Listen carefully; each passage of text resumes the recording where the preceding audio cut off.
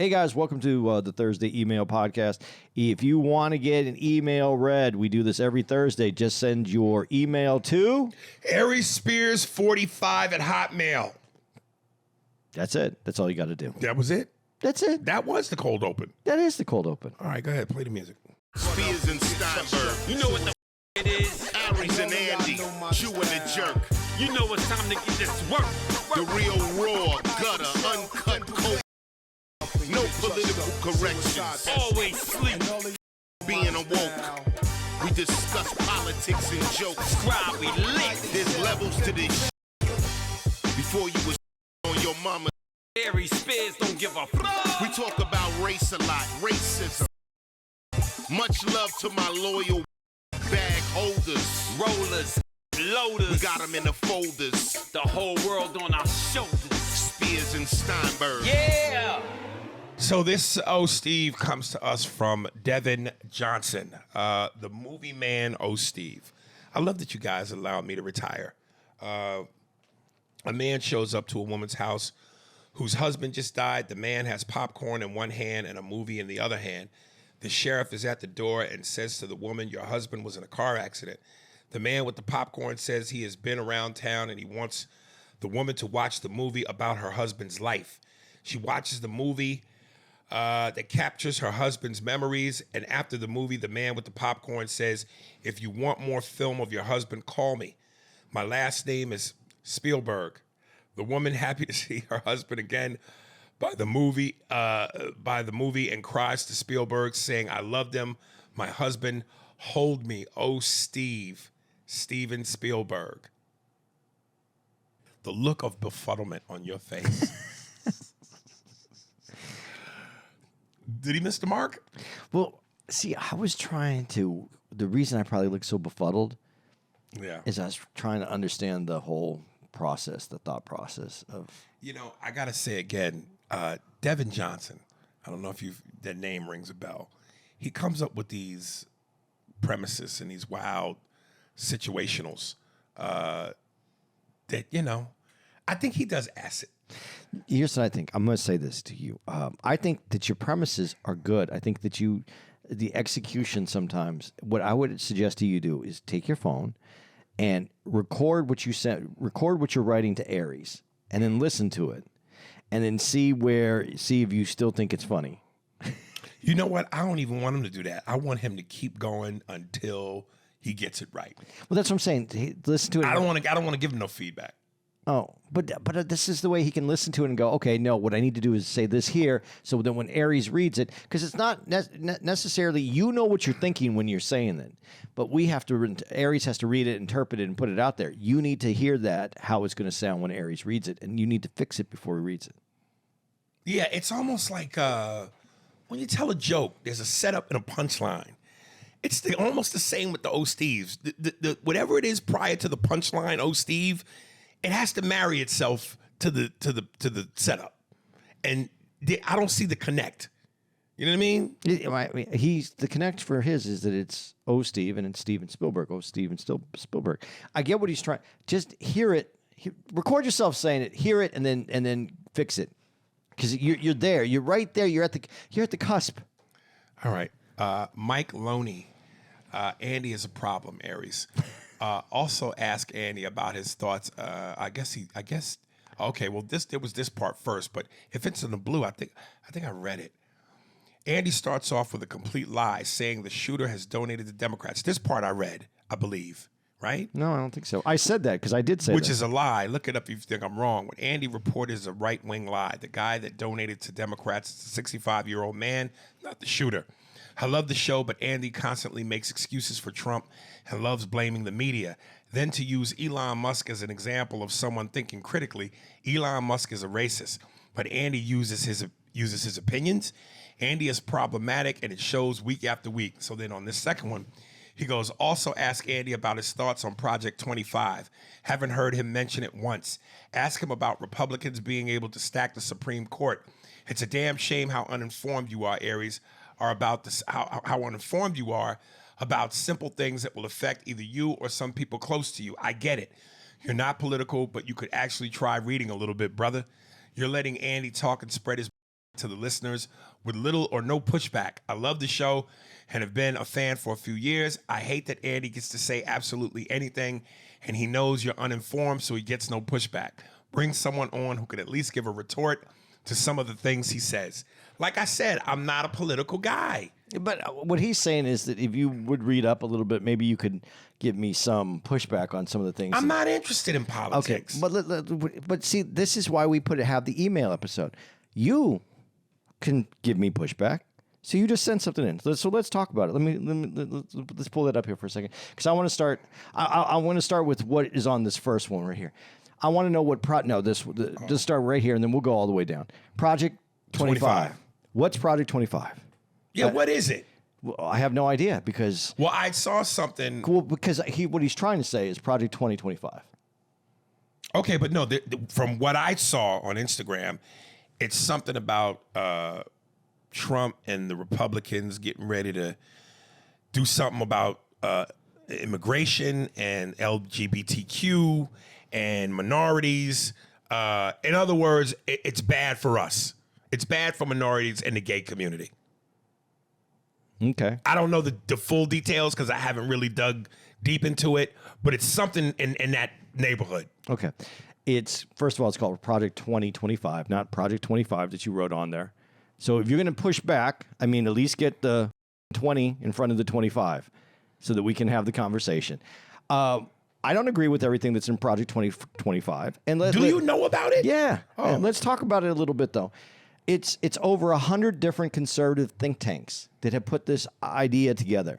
Do I like everything that's on there? No, I don't. It's an accumulation of 100 different think tanks that have put this thing together.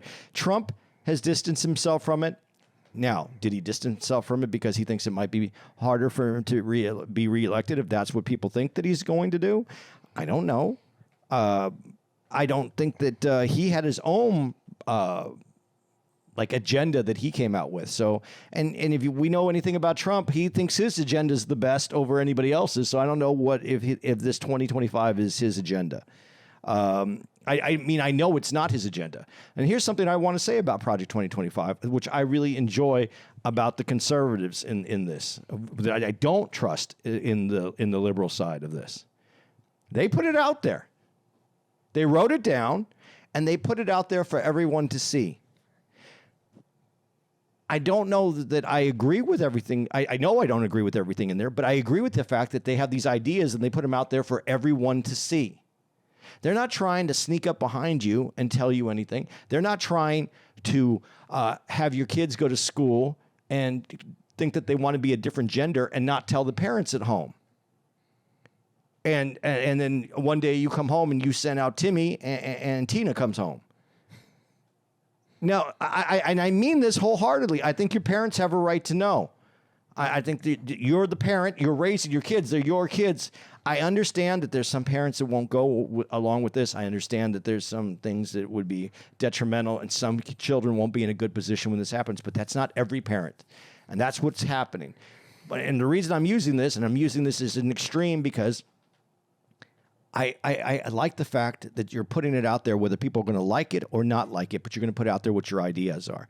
These ideas of not telling people what they are and springing things up on people is a different kind of idea that I don't think is good for anybody either. At least they're proud enough of their ideas that they're putting it out. When we're saying they're racist ideas, I don't think that they're necessarily racist ideas. I don't think that they benefit everyone. And I think some of that is the problem. So, yeah, I just talked about 2025. It hasn't been something I talked about because I don't know that a group of 100 conservative think tanks and their ideas is really, and I haven't broke it all the way down. I haven't read the whole thing. So I don't know that I was ready to talk about it. And that's the only reason I haven't said anything about it.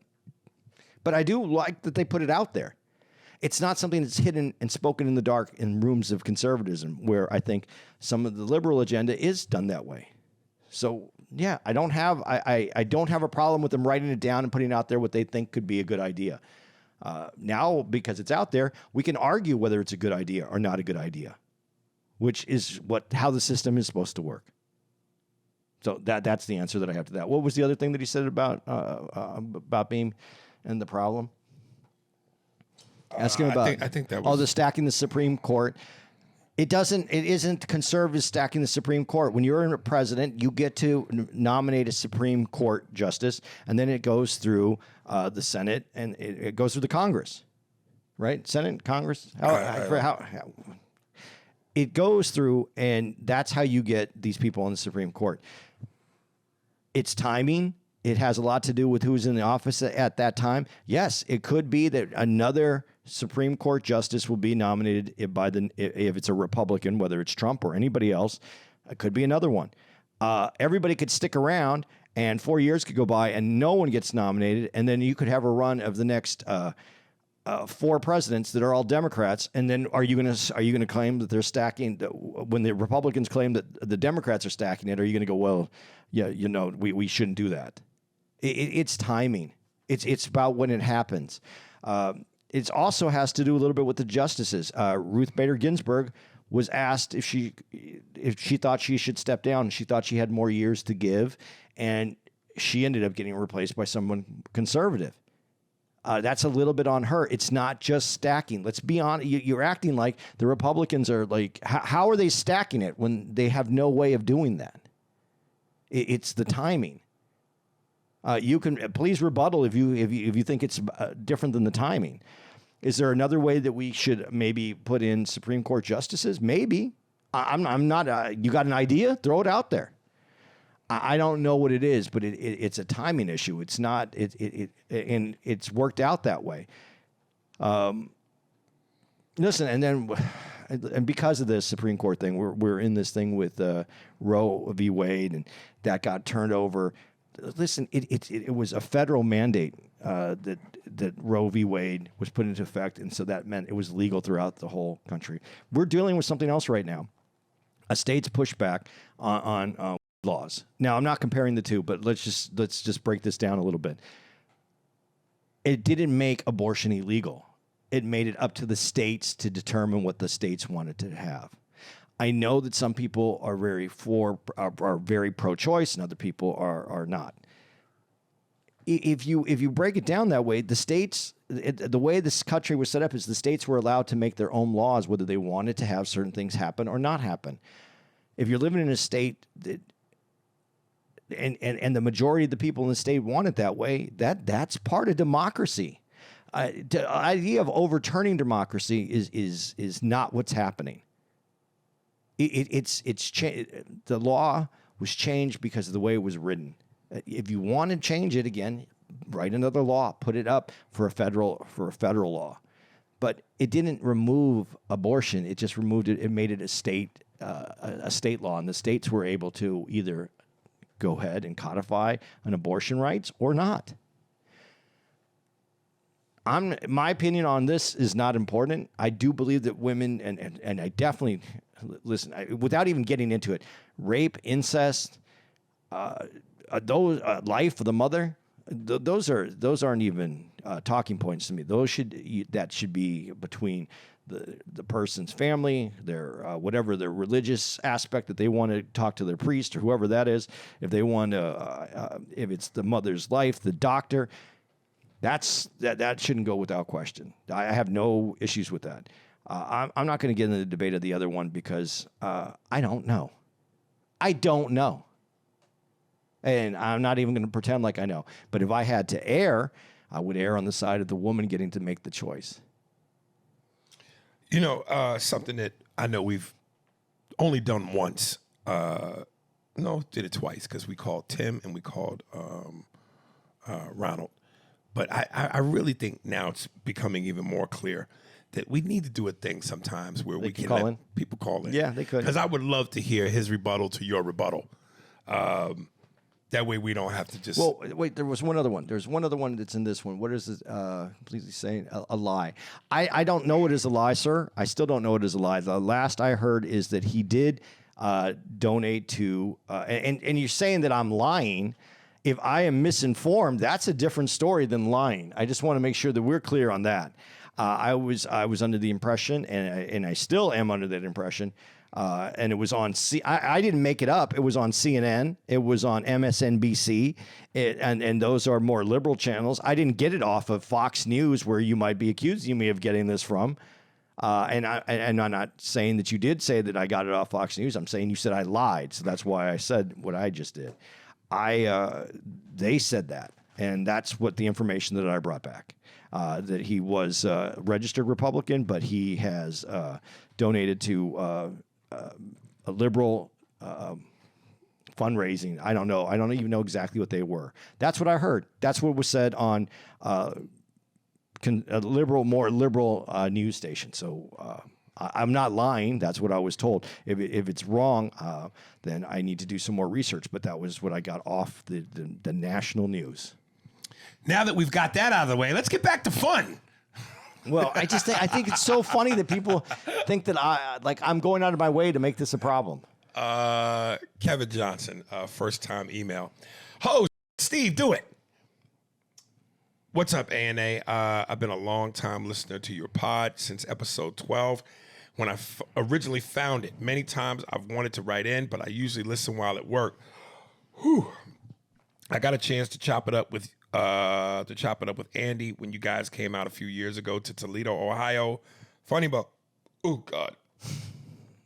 It always happens in the emails. Had to state that they tried to do a Beverly Hills Cop TV series some years ago. It had Brandon T. Jackson playing Eddie's son. You can find clips on YouTube, and the interactions between them two were actually pretty good. Stay up and bring back ANAL. Eddie was in it? I don't remember that. I don't remember that. Eddie was in the show, and it was him and Brandon T. Jackson? Oh, God. I don't remember that at all. I got to look at that. Thank you, Kevin. I didn't know that either. Damn. Brandon T. Jackson would be good. That would be good, though. That fits. Evidently not. No, I would think that would be a hard show to do for TV, but I don't even know when it was done. You know, I think a lot of these adaptations that go from movies to TV are horrible. Like, don't leave My Beloved that we grew up on alone. That's like, you know, I know it did well, and I guess again Damon Wayans had a fallout with the dude on the show, which is why it no longer existed. But the Lethal Weapon show with Damon Wayans and the white dude, stop, leave my alone, man. Don't touch it. I'm going to say this like I said this about when they take old movies and they remake them, but with all female. Just don't attach it to the old movie. Make the new movie. Right. Don't make the television show comparable to the movie. It's not going to compare. Right. You're putting it. You're doing it because you're going to bring people in, but they're going to have an expectation that I just don't think it's going to meet. Make it a new show. Right. And say it in the theme of the whatever, but don't. Or do the same show but change the title. Lethal Weapon should have been called Deadly Hand Mechanism. something so that it's its own. I'd be more interested in seeing that. Yeah. allthemailman91@gmail.com. White folks and dogs. Good morning, ANA. I used to have this white neighbor who would allow her dog to lick her in the mouth, and he puts in parentheses, gross. She once let the dog lick and slob all over her beer bottle, then turned around without wiping the bottle and drank right after it, saying dogs have cleaner mouths than we do. Again, this is one of these things that I have to file in the white cabinet. When white people go, they're more afraid of you than you are of them in regards to wild animals. There's just certain sayings that white people invent to validate their debauchery. To which I said, no, they just have different germs than we do. She let the dog lick ice cream, then she would lick the same spot. Once for Thanksgiving, we were invited to their home. The table was set, and there was a spot for her dog at the table. I quickly excused myself and my family because if this started cutting the turkey, I was going to fall out. Love the pod. Please don't change a thing. Thanks, Al, the mailman from Southfield, Michigan. Okay, I want you to comment, but I got some comments to make on this because I have some updates. You got any comments on it? On this? Oh yeah. No. Okay. First of all, the dog's mouth is cleaner. I said this on the last part. They're not cleaner. They have germs that actually can kill people, and people die from these germs. You did say that. Yeah. So I'm just want to make sure that I say it so that these people that do it, I'll never forget the first time. And when I say this about white people, and I meant it, I don't think it's the majority of white. If there's 1 million white people, I don't think that it's 500,001 people that are going along with this dog licking thing. That's my point. But overall, the people that do this are white people. And I'll never forget the time I went over my mom and I went over somebody's house, and it was a white neighbor, and they took the dinner plate and put it. The guy was eating. And the family's there. Very nice family, very organized, very clean house. But he just took the plate and put it on the floor, and the dog came and ate off the plate. Right. And my mom, that's why, and I'll even go back to something I said. And my mom goes, and my mom just goes, "Oh, okay," and didn't say anything. Then we left, and she goes, "I don't ever want you eating over that house. They let the dog eat off the plate." And I go, "Well, they wash it, Mom." And he goes, "Hey, it just doesn't make a difference." So. Yes, I admit it that is a very white thing to do. But see how your mother ingrained that in you early. Yes, and I get it. I'm just saying I don't think that it's the majority. The people that do it are white. I don't think it's the majority of white people. But then, this is why I wanted to say all this, to say this. I was flying out here. Not out here. Was it? Oh, it might have been out here. It might have been here to San Francisco. Yes, it was. And I'm in Phoenix, and there was at least 3 people that had their special service animal, with their little service animal vest, all white. Right. Unless it's like a military person that needs a service animal, like, for help because of whatever the PTSD or what, I've never seen it be a black person. I've never seen it be a Hispanic person, unless it's military. That's the only time I've seen it. It was all white ladies, and she was this one out of the 3. The one was the problem. The whitest of the white ones was the problem, and she took forever. She didn't get on. She didn't board early, so she got on the plane, and she took seriously 5 minutes to get her seat organized. And now everybody's backed up. We can't get to our seats, and she's on the 3rd row or 4th row, and so the rest of the plane is empty. We can't get past her. She's just putting her dog in and standing in the aisle and getting her. All right, I don't know what her ordeal is. I don't know what trauma she went through in life. She has a service animal. It's what it is. So finally she sits down. The dog's sitting down. And the dog keeps looking at her but the dog looked at her almost not like she was happy that this was her mom. Almost like, who is this? Like that. Right. And then there was this point where we're getting ready, and the lady, I look over, and she's taking her headphones, and she's putting them on the dog's ear so the dog can hear the music that she's playing. And I see her, and she keeps smiling at the dog, and the dog keeps trying to shake these, not shake them off, but kind of move so that it isn't going. And she keeps trying, and she's just smiling. And there is some mental issues with these dogs and certain white folks. I don't know. So I take it back.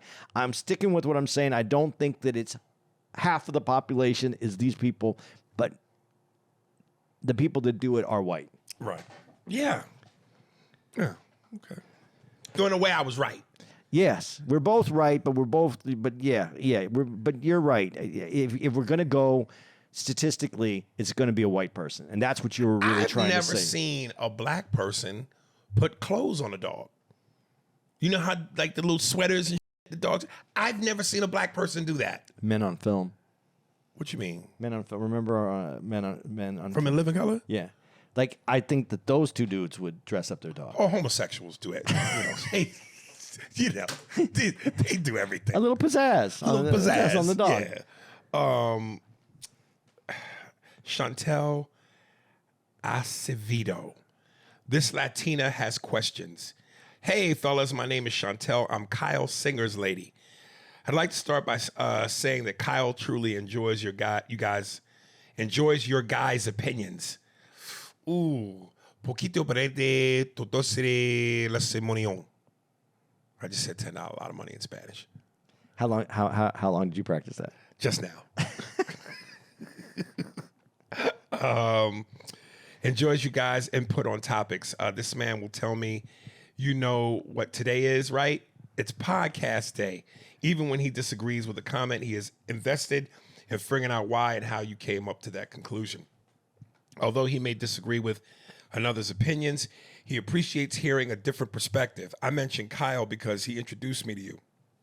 Ooh. I enjoy listening to the podcast. I appreciate how unapologetically genuine you two are. Y'all's chemistry is palpable. Now, I have a few questions regarding last week's episode. Aries, you mentioned that you could never seriously be in a relationship with a star. What if she leaves the industry and only has with you going forward? What is the difference between people knowing that your girl has had five in her face and them being unaware? At the end of the day, she still had a good time with 5 dicks in her face. With this, my understanding is that men want women who experience but not known for it. You want a girl who can suck the soul out of you, but if you're aware that others know, is it an issue? But then, depending on how comfortable one is sharing with their male friends, they hint or blatantly state how she is talented at X, Y, or Z. Lastly, women can most definitely separate emotion from sex. We want our nut too. I can't speak for all women, but if I'm in love with you and have the emotions to support that orgasm, it feels even more intense. If I love you, I'm giving you everything. My partner deserves my freakiest and most adventurous side, not the guy that you want a quick nut from or the one that you only link with when it's bar close. LOL. Wish y'all the best, Chantel. You want to answer a question first? No, I agree with her in so many of these. Like, I think as men, we are hypocritical. Very. Because we want a girl that's going to our brains out. We want to be taken to a different place. But how do you get good at something? What do they say? 10,000 hours? Is that like 10,000 dicks then? Right. You know, we want someone. We mentally we want a virgin, but we want someone that can fuck us. And virgins aren't you. Right. So that's the side of us that's fucked up. Right. Your girl suck your dick really good. How the did you learn how to do that? Yeah, you want to slap her. Practice. No, not a game. It's about practice. No, but you know, if your girl doesn't, you know, and then what if you, like, if you're your girl, like you've been her for a year, 2 years, 3, whatever amount of years, and then she does something different. You're like, what? Hey, you know, right. But you want something different. But on the other hand, you're like, hey, where did you get this different from? Are you out experimenting? You watching? Where does this come from? I think sometimes, I don't know, we as men are purposely naively stupid. Because look, we all know your girl had a past before you, but we always want to believe it's just you. You know, listen, what you don't know don't hurt. And if I'm dating a star and I know she's in a business where men sees what she does and have done, I know that they know. You know what I'm saying? I don't want to walk down the street with you and get some dude going, yo, that's from doing the... No. Now, my actual girl could be just as filthy as the star, but ain't nobody going to walk down the street and go, yo, that's who did the... You know what I'm saying? Yeah. So that makes a difference. What if she was in, but she only did like lesbian? She was straight, but right. She just was really good at lesbian, or you know, she's bi, but she just you, but lesbian was her thing. I'm cool with that. There's no threat there. Is it not the threat? Is it the what bothers us? I'm agreeing with you. I'm right. saying this. I'm agreeing with you. I wouldn't have a problem with It's that. on film. It's on film. There's evidence. But on film, a lesbian film, there's evidence, but that doesn't bother you. No, it's, you know. Because you don't feel the intimidation that Beaver on Beaver doesn't bother me. Log on Beaver is troublesome. Well, okay, what if she was, but she did like little, it was just her and with little little tiny. They got to be too. You know what I'm saying? Got to be. With a little, All right. and even then, I'm still frowning. Yeah. Is he can't be good looking either. Can't be. An amputee with a little who's ugly. Yeah. He has to be in a wheelchair, and he can just go forward and backwards on the arm. He got to have Stephen Hawking posture. Okay. He got to come with this shit. It's our ego. It's the man. Yeah, it's the macho. Yeah. Carlos Zarazua. Girl fight. What's up, ANA? Aries, I was pursuing this. I was perusing through Instagram when I saw a video that would make Right Hook Ronald relive his best memories. It was a video of some girl in what looked like a MMA gym surrounded by guys. At the top of the video, it said in bold letters, movie. And the girl proceeded to beat up the 4 or 5 guys with a bat and some MMA style fighting. The girl couldn't have weighed more than 125 pounds soaking wet. And the men in the video looked like maybe 150 to 170 pounds. Then the video switches to everyone in like an alley at the top of the video. Oh, I saw this. Yeah, I think you sent this to me. And the guys beat up the girl. I laughed and went to the comments to see what kind of funny stuff people were saying. And I see the genius comment that the choreography was perfect. I hope you can show it to Andy because that was funny. Keep up the good work, yo. P.S. Party all the time. Yeah, I think did I post this or no, I didn't post it. I commented on it. Yeah, but it was like he said, it was a girl in the gym, 5 dudes attack her, and it looked like like some you saw in a movie. The choreography was great, even when they switched to reality and the 5 dudes beat the shit out of her. The choreography was phenomenal. I haven't seen that. Yeah. Hey, we missed, but we're about 5 minutes late. But we need to let people know how we pay our bills. Oh, so yeah, let's pay the bills. Coming out of that in 3, 2, 1. Yeah, I was quickly trying to see if I could find it real quick on my feed. Yeah, because people. Oh, I think this is it right here. Yeah, this is it.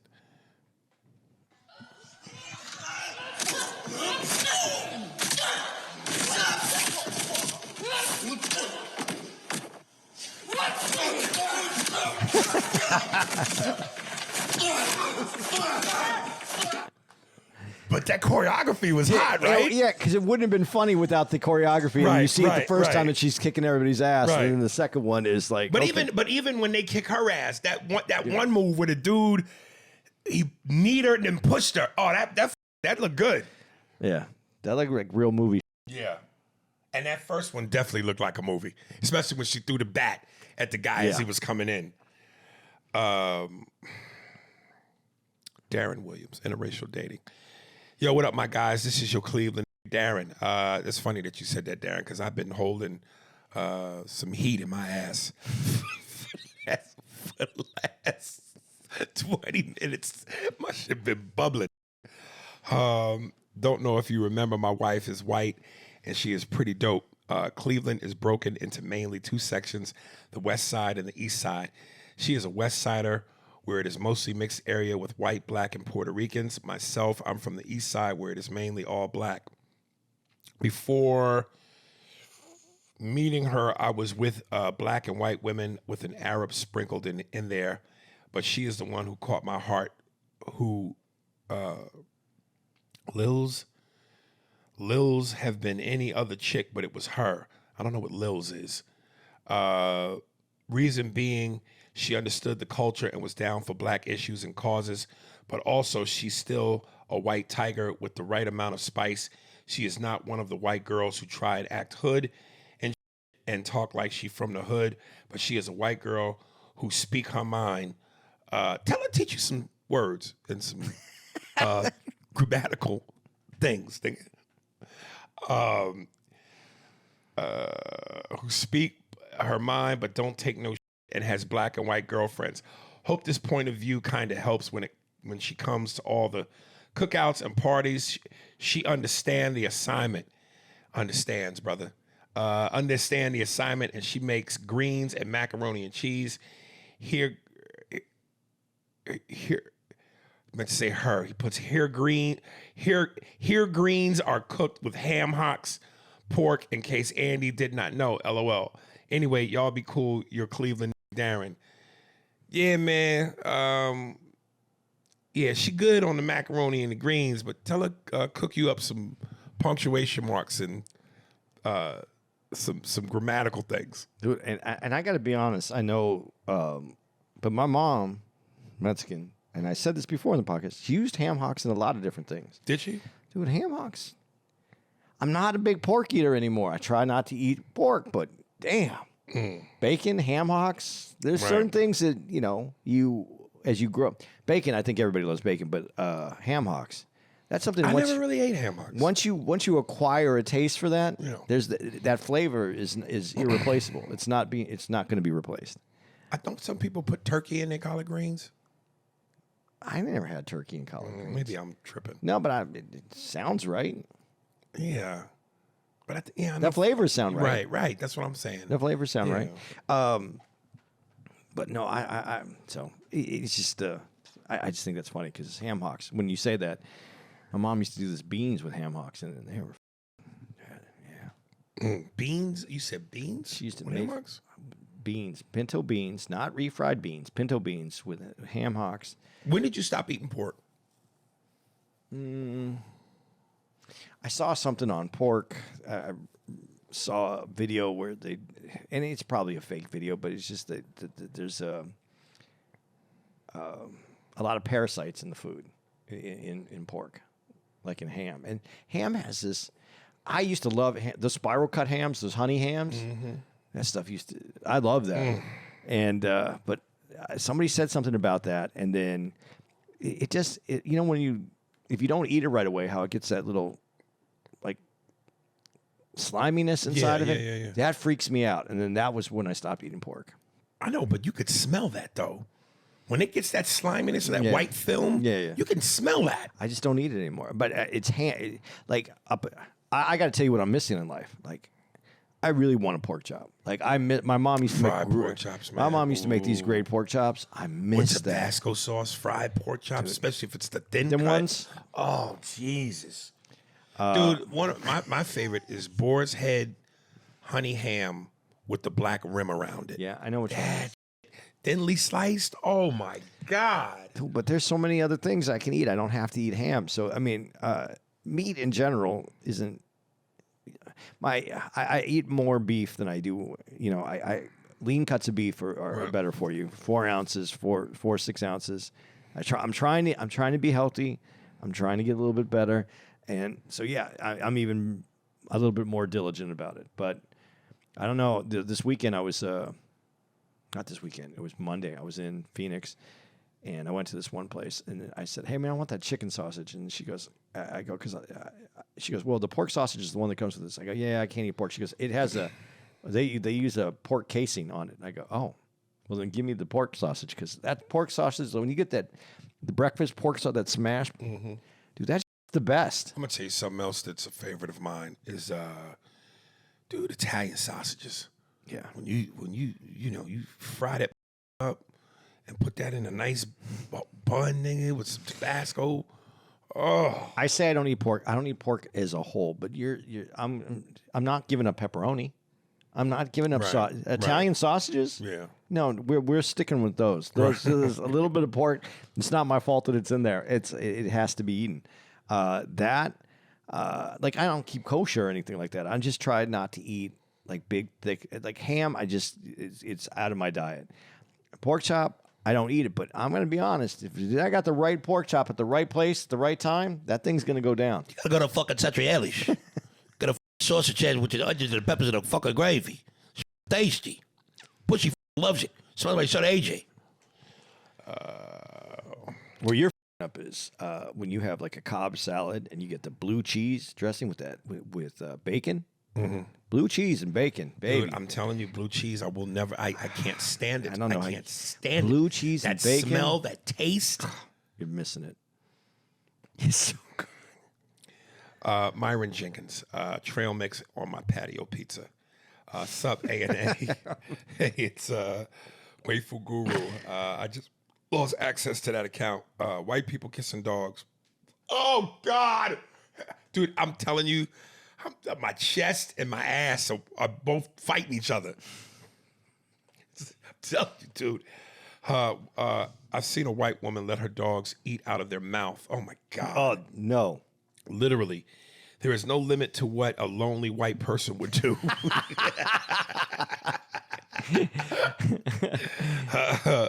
Niggas eating trail mix and hiking. Hey, trail mix is fire as most blacks just don't eat it because it's nutritious and they ain't spending their food stamps on it. And ain't no mountains in the projects, but that is fun. To give you perspective, I grew up in the PJs, but trail mix is just as affordable. But trail mix is just an affordable, easy snack. No different than someone having a bowl of nuts in their living room. Andy deserves an Oscar. Patio Pizza. Hey, Andy, being honest with us about his past made me like him more than I love you, Aries.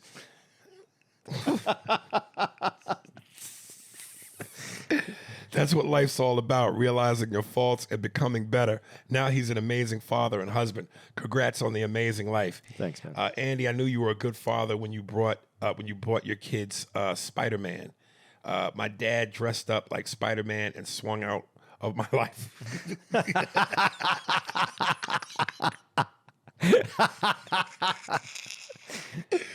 Oh, shit. Oh, this nigga's 2 for 2. P.S. Buy your kids Elden Ring if they don't already have it for some extra dad points. Dude, my son got me that. That game did nothing for me. I'm a trucker now, and everybody just be raw budding toilet seats. All over the country, these nasty motherfuckers just be sitting on toilet seats. I'm the only person in the bathroom with bleach spray. I'm the only one. Much love, y'all. Token. Oh, that shit's funny. Do you sit on a toilet? Do you sit on a toilet in if you go to a public bathroom? Yeah. You just sit on it. Yeah. Do you wipe the seat down first? Yes. Okay. Yeah. I wipe the seat down, and I especially wipe that middle part. Yeah. That you know what I'm saying. Yeah, the part that's open right there. Yeah. And in there too, just in case your dick, when you stand up, your dick hits it.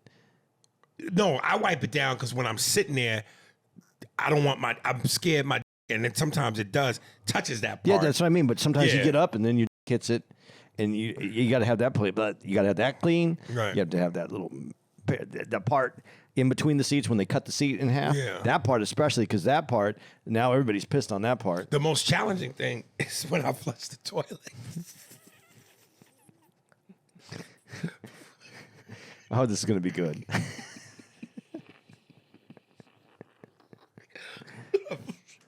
When I flush the toilet, before the water comes back up, I try to quickly time it.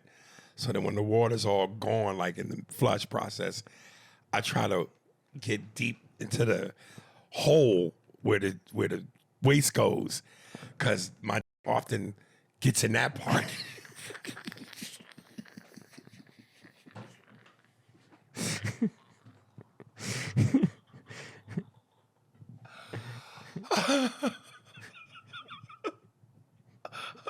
Do you like the little suction part on it? Yeah.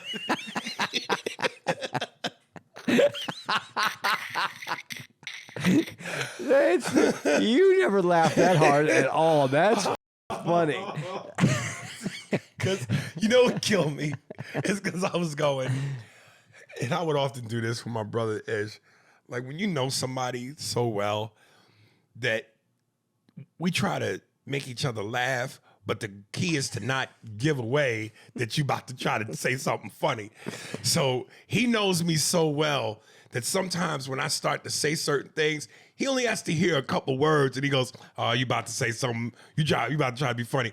So in my head, I was like, can I say this with a straight face so Andy don't know I'm trying to go somewhere with it without giving it away? And I couldn't give it away. I couldn't hold it. I couldn't hold it.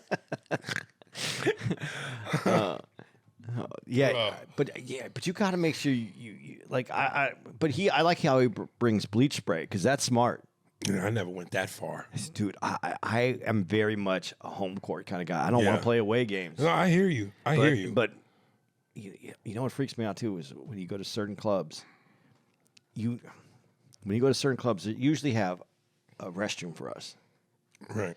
And I feel pretty confident in those restrooms because if you got to go, at least you know that's. But there's some where like, I won't say which clubs, but certain clubs, the managers are using that toilet. And then some of the employees know about that toilet, so they sneak into that bathroom to use that bathroom when they have to use. So there's a little bit more aggression happening in that bathroom than I want. Dude, this is what I like about, because I got my mileage and my points is so high with American that I have access to the the Admirals Club. Yeah. When you go into the Admirals Club, that's the best place to take a because it's clean.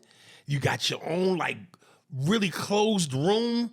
You know what I mean? It's the booth, but it's closed completely. Yeah. Whereas again, the public bathroom in the airport, you're listening to other people's noises. When you're trying to find an open stall, you seeing feet and oh man, ugh.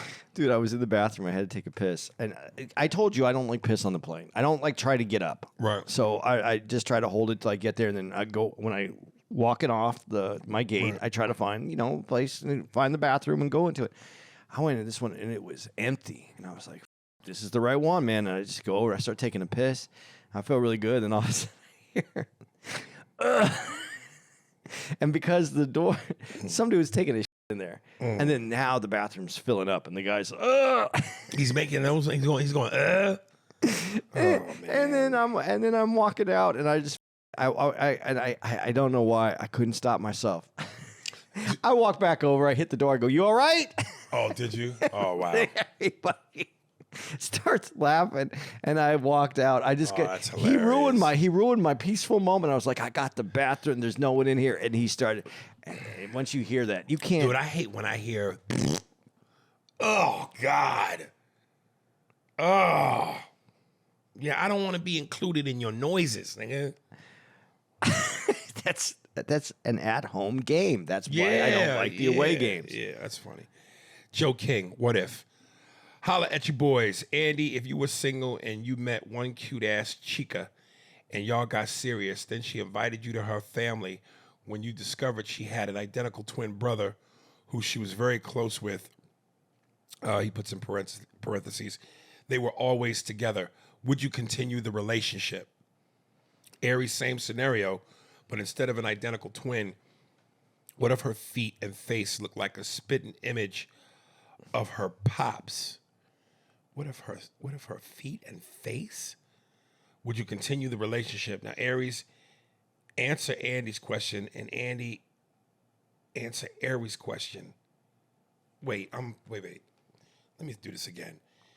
Andy, if you were single and you met one cute-ass chica and y'all got serious, then she invited you to her family where you discovered she had an identical twin brother who she was very close with. Would you continue the relationship? So he's saying if her brother looked exactly like her. Yeah, they can't be identical twins though, because identical twins they would have to have, or they would have to have vaginas. You can't be identical And then have different body parts. parts. You got to have so. But he looks like her in the face. But he looks like her in the face. Can you answer yours first, and then I'll tell you why? And then he said mine was, instead of identical twin, that her feet and face looked like the splitting image of her pops. So she had like her dad's feet? I guess, yeah. And assuming they're horrible feet? Yeah, well, feet are important to you. They don't have to be horrible. They just, you're gonna go over the house and you're gonna see that their feet look the same, and you like feet, so that's gonna fuck you up. That wouldn't. That wouldn't fuck you up. It's gotta. Yeah. That is critical. Okay, so you're good. You're cool with it. You continue. Yeah, I mean, even if she looked like her brother, she got a. Yeah, so it's different. I'll tell you this though, because I love this question, because I love your question best. My girl, Tara. Mm-hmm. I think Tara's beautiful. I mean, she's Abercrombie kind of girl. I like that. Listen, I like all different kind of women. Tara was not my normal go-to, but I love her. I love her. I love her look. I love everything. But then I met her dad, and she has similarities that her dad has. Like they make faces that are kind of the same. They don't look exactly the same, but you could tell they're related. Put it that way. You can tell that that's his daughter. And one time, we were, we weren't. It wasn't. We were just kissing or whatever, and something happened, and she made a face, and it looked like her dad. I went, "Oh man, I can't see that again. Please don't." In my head, I was like, "Please never ever make that face again in front of me because it reminded me like I can't be kissing you and then seeing your dad. I don't want to see your dad while I'm kissing you." So, so yes, I still went and in the relationship and married this woman. But yeah, man, it is a little troubling every now and then when she makes a face. And sometimes I'll go, you're your dad's daughter, man. And she'll go, I know. And she doesn't know that I'm trying to shake that shit out of my head. Right. She will now because her dad listens to this and he's probably going to call her and tell her. Yeah, that wouldn't bother me as long as she got the. That's. It doesn't bother me, but when you're like getting close, you're a little intimate, and you're kissing or whatever, and then all of a sudden, I forget, something happened and made her kind of angry. Like something happened outside, and she was, "What the?" And I was like just like her dad right there. Justin Carroll, he just simply puts, "Men with cats. Cats are for witches." Peace. Dude, I wonder if I know he's saying witches, but is he trying to say, or he really means witches? I think it means witches. Yeah. I listen, I'm not a cat guy. No man should be. But if you lived in a place, like if you're in New York, let's say, and you travel and you're going to be away for a day or two, you can leave a cat with some food and someone, or you could ask your neighbor just to come over and dump some food in the bowl or whatever, and make sure there's water. And they have those water tanks now that they fill up. A cat is fine, I guess, if you just want to have a pet and you don't have the ability to take care of it. A dog needs constant attention. So I understand why some dudes may have a cat. It's just not something I could have. Right. And Tara absolutely hates cats. Yeah. Yeah, she I don't know if she was attacked by a cat or what, but she like screams if a cat surprises her. Really? Yeah, like a cat. We were when we were doing our house and we were trying to find cabinets. We went to this one place in Passaic, and we were out there, and it's the showroom, and they have all these cabinets, and we go into this other room, more cabinets, and another room, more cabinets, and then they have these tables where you lay the cabinets down so you can look at your choices, and we're just walking around, and then I see this cat that's on the table just sitting there, and Tara didn't notice it, and then she just was doing some stuff, regular stuff, and she turned around, the cat was right there, and it was just, doing that cat face where it's just looking at you. Yeah. She screamed so loud, freaked out everybody in there, and she goes, "I'm just sorry, I'm afraid of cats," and no one said anything, and then when we were ready to leave, they go, and this is even grosser, they go, "Well, it kind of came with the building. And it makes sure that it eats all the mice." Damn. And so now we got this gross cat looking at me that's just there to eat mice. It's like this. It's their cat. Do cats really eat mice? Yeah. Really? Yeah. I didn't know that. Like, I always thought like, Tom and Jerry type shit, but I never knew I've never seen, like, really eat the mice? It'll kill the mice. Wow. I don't know. I assume that it eats it, but I mean, it kills it. It bites its head off. Really? Oh, gross. Junebug Spade. Axel F. What up, fellas? Just wanted to give my thoughts on the new Beverly Hills Cop movie. I gotta say, I didn't care for this movie at all. The previews really didn't catch my eye, but I still watched it anyway. Aries hit the nail on the head. Axel as a character works for that time in the 1980s. A young smartass who runs towards danger and doesn't take orders from anyone. It doesn't translate well now that Eddie and the Axel character are now in their 60s. He's not the same, which is understandable because he's older. But the jokes didn't land for me, and the action was just meh. I think they played it safe in every aspect. Bad Boys works today because of the type of characters they established from the beginning. Will is the smooth, cool guy. Martin is the grumpy comedic character. Those types of people can age up and it still work in this era. That's why they were able to add real life scenarios like health issues, in-laws, personal grief. Axel was a one-man show that relied on age-appropriate jokes and didn't go into personal flaws that could be developed. They tried to throw it in this new film with the daughter, but it just didn't gel for me. Eddie is a legend, but he should really leave his classic films alone. He's 0 for 2 for me with the sequels. Coming to America 2 was horrible. Sorry for the long email. Just had to give my thoughts. Y'all be safe out here, Junebug Spade. Yeah, nigga, everything I said.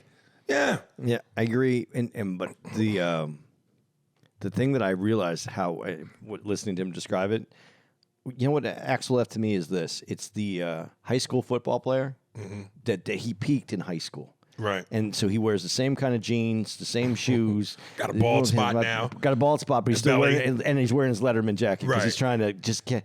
That's Yes. Yes. And you know what's crazy though? A lot of people online say they liked it. They loved it. if you can just forget everything else and just go back to that period. Yeah, you can. There was some cuteness. There was some cuteness in it. How's that cuteness? It wasn't good though. It could have. You know what? And you know why we don't like it? I'm going to be honest, because we know what it could have been had they done it differently, and they just didn't do it differently. It could have been done And the differently. window closed on that. Yeah, and but if you're going to open the window, make a hell of a script, make a hell of a story. Don't rely on what happened in the past. Yeah. Yeah, man. I listen. You once you serve me the Coke pure, you can't give it to me with baking soda now and expect me to appreciate it as much. We got the pure, uncut, raw yayo in Beverly Hills Cop 1 and 2. This here, No, it was just silliness. you know, it's like how you said when we were talking about Gene Wilder. What was the other actor you said, the guy with the eyes? Oh, Marty Feldman. You said he's not Cary Grant, but he's not Marty Feldman. Yeah. He's in the middle. And Beverly Hills Cop, this one, it wasn't as bad as 3, but it wasn't as good as 1 and 2. No. It's in the middle. Well, and the other thing about it is when we using that high school football analogy, Axel Foley doesn't stay in high school. He grows. The guy that we left off all those years ago after 2, not 3, let's take 3 out of it, but after 2, he's going to be something. He's going to cause more problems. He's going to either advance or he's going to, his character, the person that person is going to be big, not what they brought him back as the same. You know, your analogy about the football, I think, is dead on. But I also thought my analogy is dead on when I go, Eddie trying to be that dude at 60 versus 20, it feels like a grandfather trying to keep up and be funny in front of his grandson's teenage friends. Yeah. Like, dude, you're embarrassing us. Yeah, you're right. You know, you're not, come on. Yeah. You're right. But I still look at it and I see what could have been. I think I want to, when we talk about these things, about Hollywood and the machine and, the executives, did they just go, hey, man, we want you to make this movie. We only want to spend this much money. And you don't have to come up with this great script. Let's just go back to where we left off and run it back. Yeah. Isn't that really what happened? I mean, don't you think Eddie Murphy, though, I don't know this. I don't know him. But don't you think Eddie Murphy would want more from that Axel character than just to pick up where we left off, but make him 40 years older? Not if he's phoning it in. Well, if he's phoning it in, good for him. I'm glad he made the money. And I said, if you phoning it in, then leave it the alone. Yeah, but good for him for making the money. But yeah, you ruined Axel for me a little bit.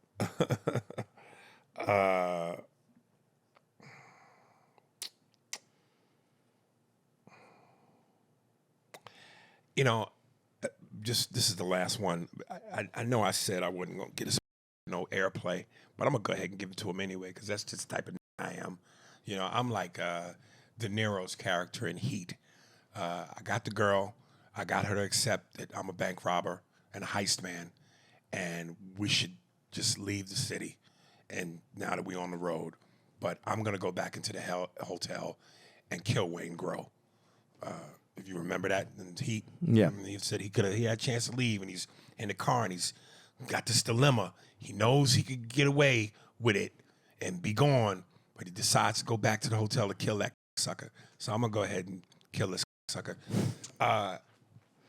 Angel X Santana, you are now in the same car with that sucker Brandon from the UK. I don't understand the logic of you morons, because what you do is you talk shit, but then you still stay watching and listening to the show. If you hate me that much or you hate the show that much, kick rocks. But the fact that you talk shit and then and here's what's even weirder. You talk shit, and then after I cuss you the out, You go ahead and you send in another email where now you act like you didn't even talk. You go back to a regular conversation like you didn't just say what you said and insult me. So I said I wasn't gonna give you no airplay, but I'm gonna give it to you anyway because I think you're a masochist. I think you like being stuck in the ass with a plunger with a ball gag in your mouth, with bent over with your ankles and your wrists hog tied while you call me Mistress Spears. And stop saying Angel X Santana. He goes, when you're a fan of Sex in the City, instead of fighting someone, you sue. Stop it. You're not fooling me, and you raise around white people in Manhattan, New Jersey. You're not from Brooklyn. I never said I was. As a matter of fact, I always said I was from Manhattan, 433 West 34th Street, apartment 12B, Hell's Kitchen. Sucker, learn to listen, piece of shit. You tough. Your mama got you an opportunity, and you never worked like a man. You a spoiled diva brat. That's why Hollywood is done with you, you moron. That's why you don't talk about it on the podcast, like you're not putting on funny comedians with you because you are scared. And even Andy knows you full of crap. He told me a long time ago he knows. When you told him that? I didn't tell him anything. I don't even answer his emails. I'm not even asking you that seriously. That's why he's using you, but you using him too. It's fucking great. But you using him too because you know he's not in your level. Have someone in your level. That's why you're gonna stay where you at. And P.S. You always had a big weird shaped head, and you fat. You always need to pay for. It's like a toddler, right? And you pay for or be famous to get it. Stop it, simp. Listen, first of all, and I say this in my joke, all men pay for. No woman worth her weight in value is you for free. And now I'm going to quote Paul Mooney. A wet and a dry purse don't match. Any woman worth her weight is not just you to be you. Whether you pay directly or indirectly, you pay it for. And here's the other thing. Whether I pay for it or I don't, getting is the win. I can pay for it because I can afford to. You can't. Even whether you, if I want to alleviate the middleman and get straight to the main heroin source in Southeast Asia, then I pay the, and I don't have to, and I can afford to do that. You can't, sucker. So, and that's not an L for me, because one, I got the money, and two, I still get the nut. That's not an L for me, you dumbass. And listen, one thing about me that I think is ultimately clear is I'm extremely transparent. I'm extremely transparent. And I've said unequivocally, the only comedians that ever struck fear in my heart is two motherfuckers, and one of them's dead. Patrice O'Neal, God rest his soul, and Dave Chappelle. I'll go to war with any on this mic. Blow for blow, joke for joke. I'm one of the most versatile, illest in the game. I do impressions. I can sing. My improv game is quick. My material is strong. My impressions are solid. I'm handsome. I'm fast and can't possibly be beat. I'm a beast. I don't fear nobody on this microphone. Nobody. My improv is better than most written material. They planned. I'm off. My off the cuff is vicious. Don't ever. I can Michael Vick the out this game. Don't ever think that. And as far as using Andy, don't we all use each other to a degree? To a degree. I'm hopefully investing in this. If he get there before I do, leave the door crack. And when I do my movie, he's got a part in it. So we friends, man. Angel, if I were gay, I'd you till you die. Tyson just came out of you. You know what I'm saying? Fuck you till you love me. F word. Out of here. Dude, listen. Cornball ass. I don't respond to this dude anymore. Like, I know. No, but I know. No, I'm saying this to say what I need to say now. I don't respond to him because honestly, I'm not with you and not trying to be.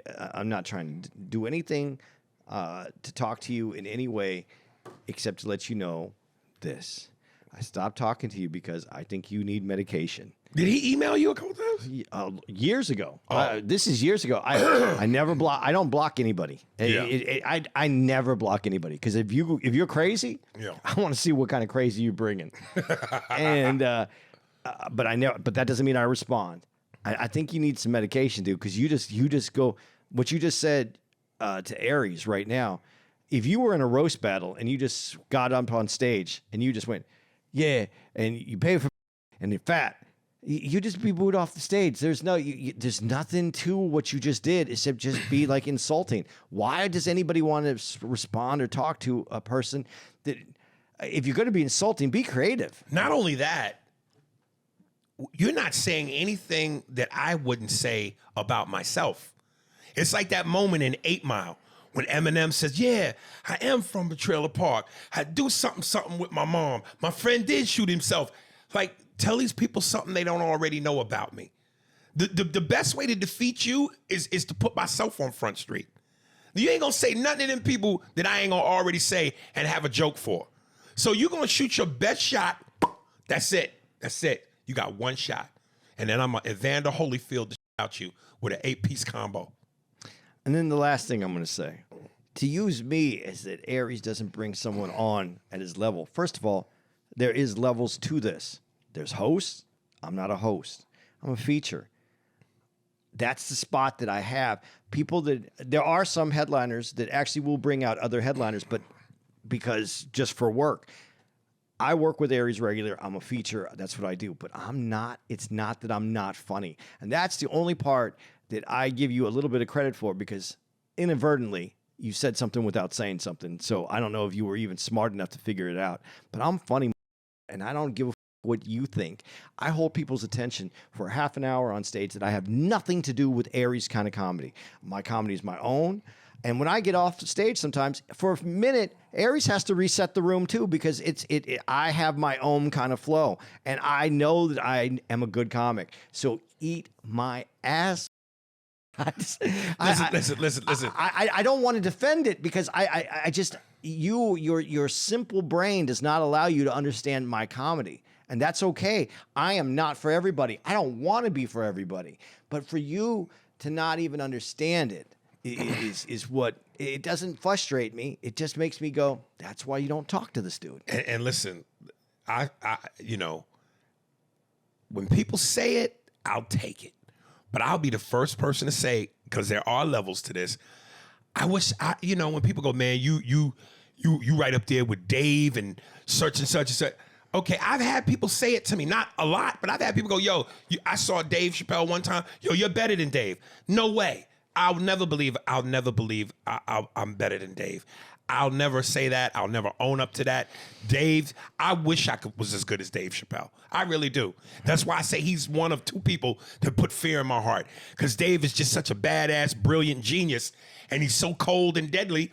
But, if you want to say that, if people give me that, I'll take it. But I know I'm not that. I don't think I'm that. I don't believe I'm that. I'll never believe I'm that. But I'll take the compliment.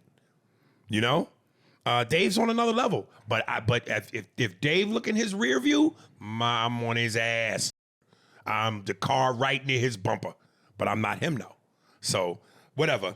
I just, I've never said that I'm the best comic, and I don't ever feel like I am, but I think I swim in waters with really good comics, and I think that is an accomplishment over someone that hides in the dark and writes some emails. You're in the ocean with the rest of the saltwater fish. Whereas some comedians, they're in lakes and rivers. There's some nice lakes and rivers, though. That's true, too. But, you in the ocean, nigga. Anyway, but my feelings are this. I don't like talking to him about this, only because I think this is the only thing that he does it to get get some kind of reaction. And I probably shouldn't have given him the shine. But, like I said, that's part of my nature. Dogs have to piss somewhere. Man, damn, I wish that was the name of this episode. It could be. Dogs got to piss somewhere. Want to give out dates? Yeah, man.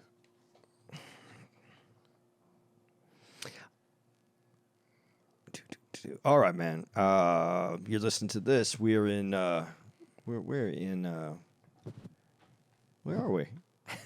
We're Laugh Out. No, wait. No, I know where we are right now. But when you're listening to this, we're going to be at Laugh Out Loud Comedy Club in San Antonio, Texas, August 1st through the 3rd. Let's see, August 8th through the 10th, we're at Mic Drop Comedy Club in San Diego. August 22nd through the 23rd, we're at Stand Up Live in Phoenix, Arizona, downtown. August 24th, we're at the Rialto Theater in Tucson, Arizona. August 30th through September 1st, we are at the Improv in Houston, Texas. September 7th, one night only, we're at the Complex in Salt Lake City, Utah. September 13th and 14th, we're at the Hartford Funny Bone. September 20th through the 21st, we're at the Improv in Kansas City. That's my birthday weekend.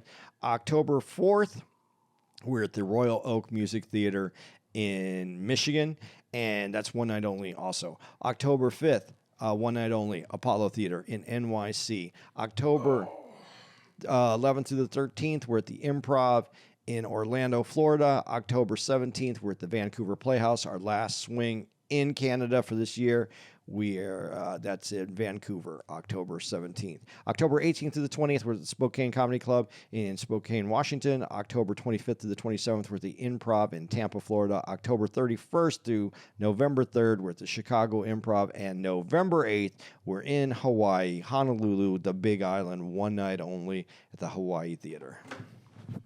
Dare it be. That's the show. Spears and Steinberg. Thanks for listening to the Spears and Steinberg podcast. For more information on where to find us on the internet, visit spearsburgpod.com.